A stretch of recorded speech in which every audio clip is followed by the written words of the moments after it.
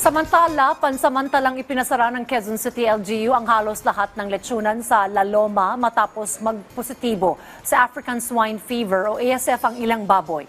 Ang detalye sa report ni Vel Custodio. Ang dating buhay na kalsada ng La Loma, Quezon City, lalo na tuwing Disyembre dahil sa kaliwat ka ng bilihan ng lechon. Ngayon, tila naging ghost town na ang tinaguriang lechon capital of the Philippines. Ito ay simula ng pansamantalang ipasara ng Quezon City local government ang halos lahat ng lechonan sa La Loma noong Biyernes.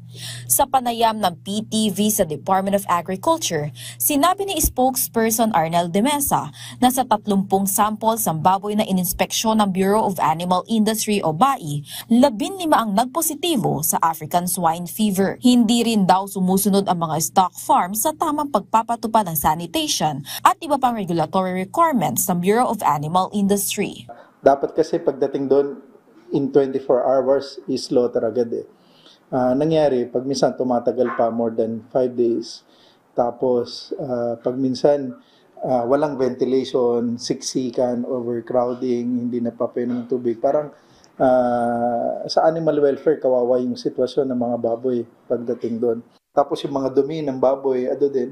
So napaka-unhygienic, napaka-delikado na kumalat yung mga sakit. Hindi lang ASF, kundi ibang klase ng sakit. Ayon sa DA, sa Regions 4A at 4B, partikular sa mga lalawigan ng Quezon at Marinduque, nanggagaling ang mga baboy na nagpositibo sa ASF. Kaya naman mas papaigtingin pa ng BAI ang kanilang checkpoints sa mga binabiyahing baboy at titignan kung may iba pang ruta na dinaraanan ang mga nagde-deliver nito. Nagkaroon na ng kasunduan ng La Loma Lechoneros Association, Quezon City LGU at BAI na kailangan munang sumunod sa sanitation at standard ng mga lechonan bago ito maging operational muli. Lalo na't apektado rin sa pansamantalang pagpapasara ng mga lechonan ang hanap buhay ng kanilang mga manggagawa.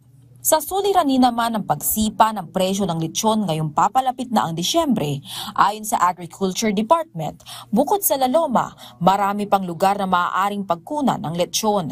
Kaya mas maigi nang unahin ang kalusugan. Hindi lang naman yung lechonan dito sa Metro Manila. Marami pang areas na napagkukuhanan ng lechon. Pero nevertheless, paramount sa atin yung human health and of course yung animal welfare. Vel Custodio para sa Pambansang TV sa Bagong Pilipinas.